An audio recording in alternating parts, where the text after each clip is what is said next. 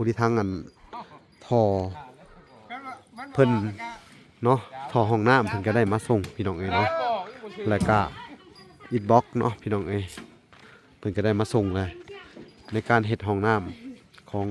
ครอบครัวน้องไก่ทองพี่น้องเอ้ยนี่ทางสร้างห้องน้ำก็มาสบายดีเด้อสร้างมาสบายดีสบายดีสร้างเฮ็ดห้องน้ำเนาะมาเบิ่งท่อพี่น้องเอ้ยนี่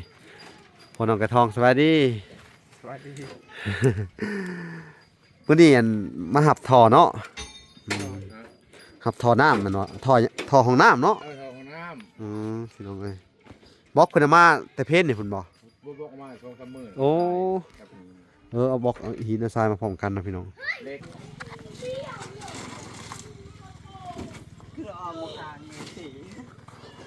2,560,000บ่แม่นแต่ว่าให้บ่พรเอาไว้ให้พรบ่พรเพิ่น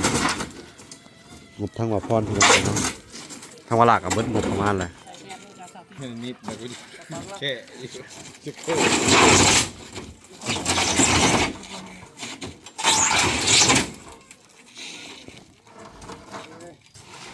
สิได้อันห้องน้ำแล้วเนาะ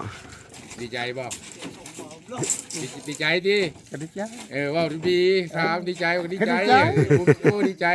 ก็เป็นชุดแหละก็ดีใจเด้ไม่ได้ไปป่าอีกบ่ได้ป่าอีกเนาะ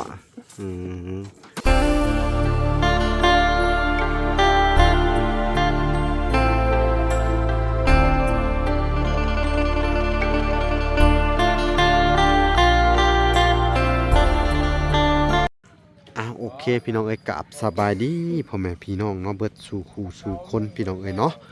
ก็ยินดีเข้าสู่ช่อง YouTube เป่าละสายบุญคุณธรรมคือเก่าพี่น้องเอ้ยเนาะเส้นเก่าเส้นเคยพี่น้องเอ้ยเนาะทักทายสบายดี FC ทางฝั่งไทยและ FC ทางฝั่งลาวและ FC ทั้งต่างประเทศนำเด้อพี่น้องเอ้ยเนาะที่รับชมบ่ละอยู่เนาะมื้อนี้ก็มาเบิ่งเนาะหรือว่ามาติดตามเบิ่งทางครอบครัวน้องไก่ทองพี่น้องเอ้ยเนาะผู้ที่ทั้งอันท่อเพิ่นเนาะท่อห้องน้ำเพิ่นก็ได้มาส่งพี่น้องเอ้ยเนาะแล้วก็อิฐบล็อกเนาะพี่น้องเอ้ย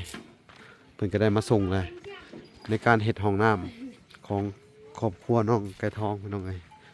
นี่ทางสร้างห้องน้ำก็มาสบายดีเด้อสร้างมาสบายดีสร้างเฮ็ดห้องน้ำเนาะมาเบิ่งท่อพี่น้องเอ้ยนี่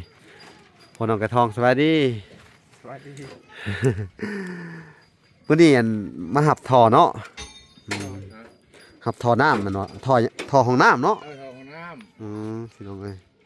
บล็อกเพิ่นมาแต่เพชรนี่เพิ่นบ่บอกมา2-3 มื้อโอ้เอาบล็อกเอาหินเอาทรายมาพร้อมกันนะพี่น้องเล็กหูชวมมาเบิดโอเคมีแต่ว่ามื้อใดสิลงมือเฮ็ดนี่มื้อเนาะสร้างมื้อมาตั้งเสาอะไรบักเด้อมืออื่นเด้อบักออกเด้อในต้นไม้นะ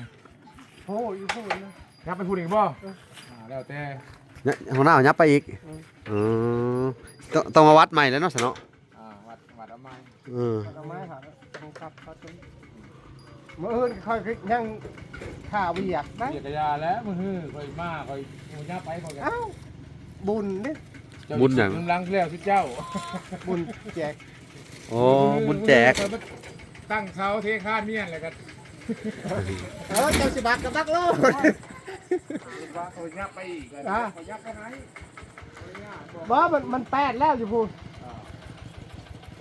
ถ้าตรงนี้ทำบ่มีต้นนี่ก็ได้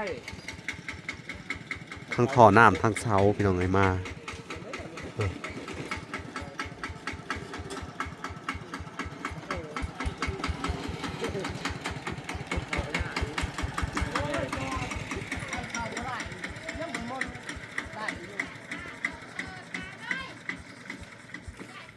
แล้วจะมาเบิ่งเพิ่นเอาลงก่อนพี่น้องเอ้ยจะสร้างเพิ่นมือเพิ่นจะมาเฮ็ดเนาะธรรมดา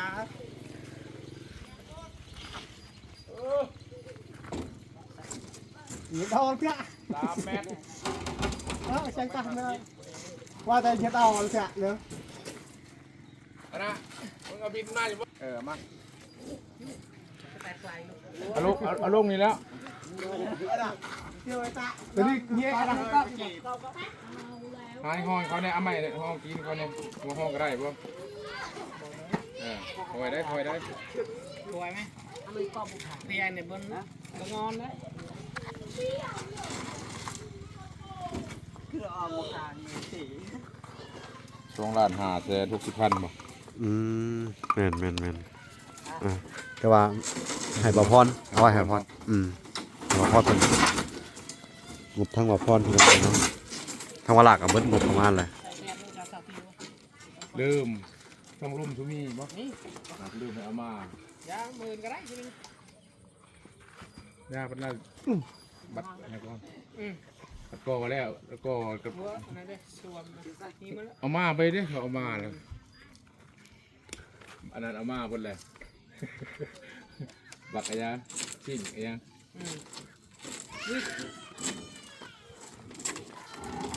ตั้งขวาเลี้ยง ดูเดือดนะ ตั้งเหมือนตั้ง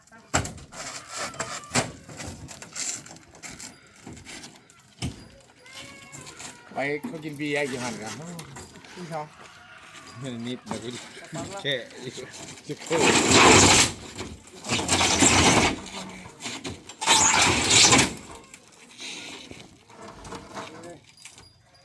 รูปขับอีกแล้วแต่ เราเทียบแล้วสบายมีเราดีต้องคอยเดินเทียบเทียบจุกจุกจุกจุกจุก ทิศหนึ่งก็แล้วนะน้องน้ำชาชาคุ้มบุรังชา ประมาณทิศหนึ่งเนาะ ตั้งเช้ามือเนี่ยเครื่องเทคานเมียนก่อนก็เช้า3 มื้อ2 มื้อแล้ว คุ้มขุดน้ำลังให้เขาขุดซอยเงินเขาขุดซอยนี่ แล้วว่าอยู่ตรงเนาะ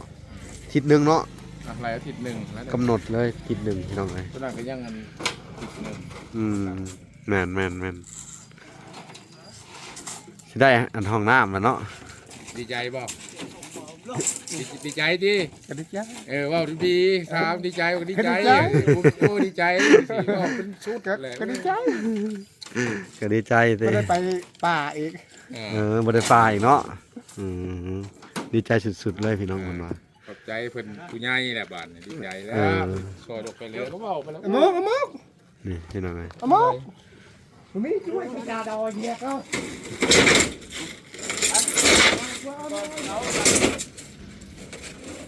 จะพอบ่ได้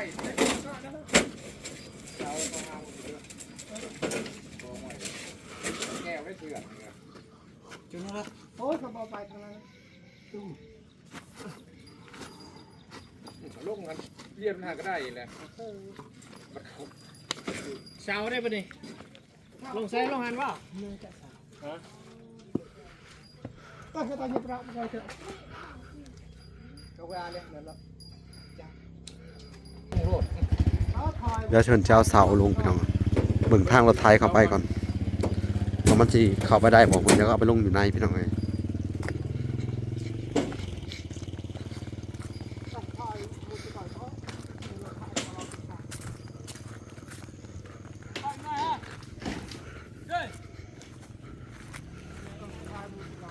โอ้ทางนี้ยังเข้าได้อยู่นี่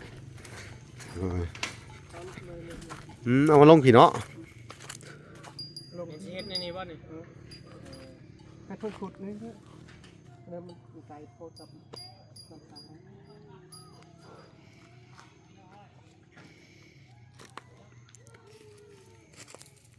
เริ่มหอนแล้วบัดนี้ เสียอยู่นี่เนาะ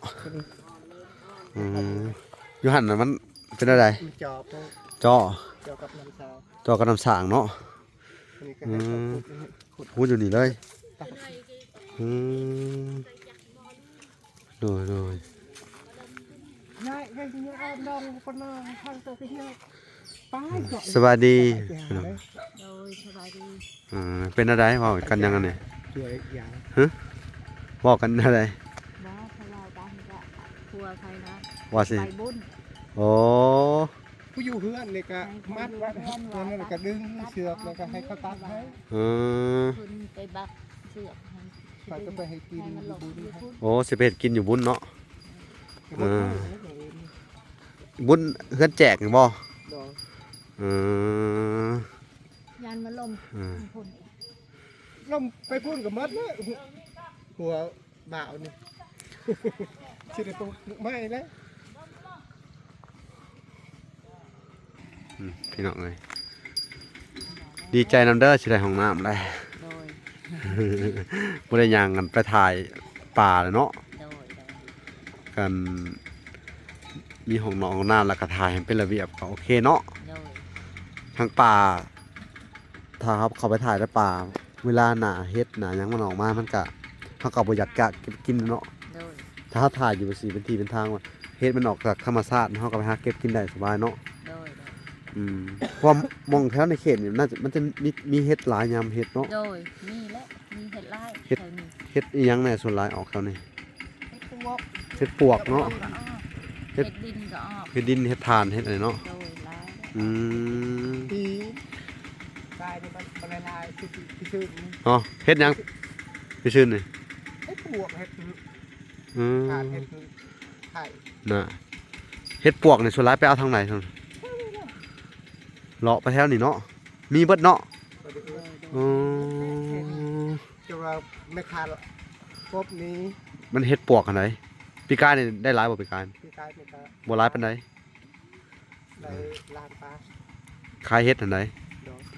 โอ้คือดีแท้ มันหลายคน อืมเฉพาะตัวเจ้าเองนี่หรือว่าบ่ได้รวมทั้งลูกทั้งหยัง มาถูกคนเดียว ผู้เดียวเจ้าลูกต่างหากว่านี่ ลูกมาไปครับ โอ้คือว่าอันของเจ้าล้านหนึงของเมียล้านหนึงบ่ไปหานำกันบ่หรือจังได ก็ได้ไป เมียบ่ได้ไปเนาะ เนาะก็ต้องบ่ได้ไปเนาะ เงินกับน้องชัก เงินขายเฮ็ดอันใดเงินบ่มีเจ้าของมันก็สิไปหาคนอื่นเรื่อยๆเนาะเงินนี่แม่นบ่เงินน่ะบ่มีไผมีเป็นเจ้าของอะเนาะ เนาะ เฮาจับแล้วก็มันมาอยู่ในเฮาซื่อชั่วคราวมันก็ไปเนาะ มันไปแล้ว ก็มีนะแบบมีเจ้าของ มีข้าวกิน เออเนาะ มีข้าวกิน อืมโอ้ทั้งอันน้องพรกับอ้ายมาแต่หาปลาบ่เลยเลย ครับ ใส่กับหนูบ่ โดย อ๋อเป็นตาสิได้อยู่เนาะ จากนั้น เคยไปใส่บ่หรือหาก็ไปใส่นี่ ให้เขาไป อืมหาก็ไปใส่เนาะเฮาขึ้นว่าใส่แต่ละมื้อเขาว่าใส่นี่เขาจะได้กินอยู่เนาะเห็นเขามาขายอยู่ทางวันน่ะเนาะ โดย อืมจักสิว่าจังไดพี่น้อง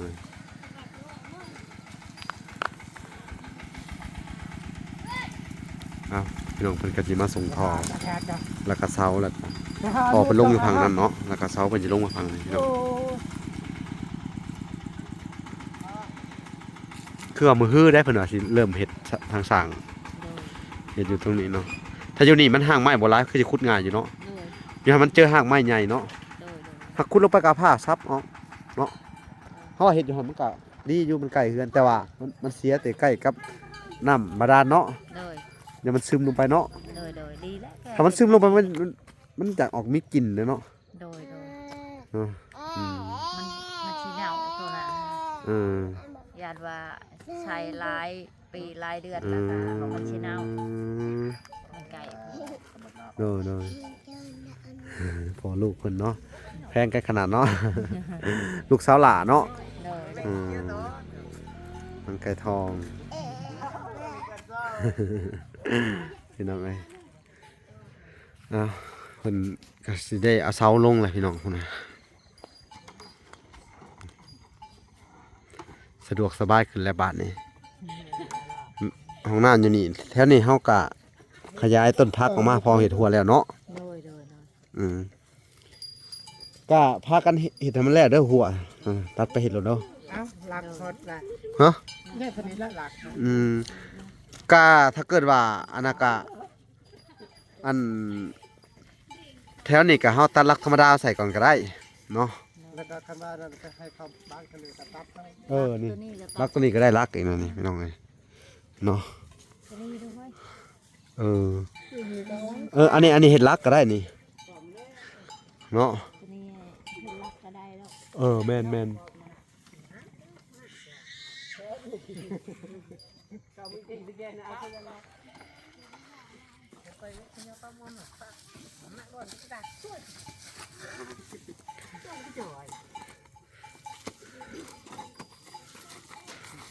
เสาเท่าไรรอดนี่ฮะ250,000นะโอ้ต้นละ250,000พี่น้องเขียนไว้อยู่หั่นนะ4 เสานี่ก็ล้านหนึ่งเนาะเนาะล้านหนึ่งพอดีเลยแต่ทอบ่ฮู้อันเท่าไรทอคน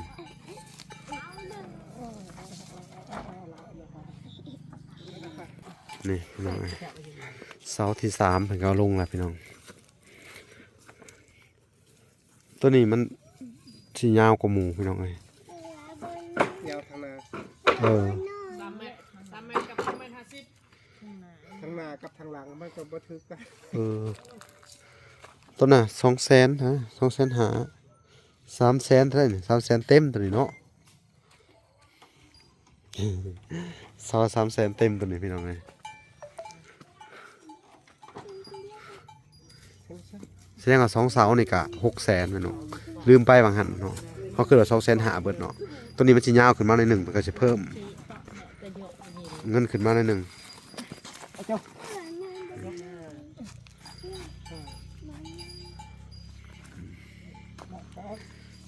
พี่น้องเอ้ยเสร็จสิ้นแล้วบาดนี้เนาะทางอันเจ้าของเสาเพิ่นก็สิได้กลับบ้านเนาะเพิ่นจะได้แม่กระทอง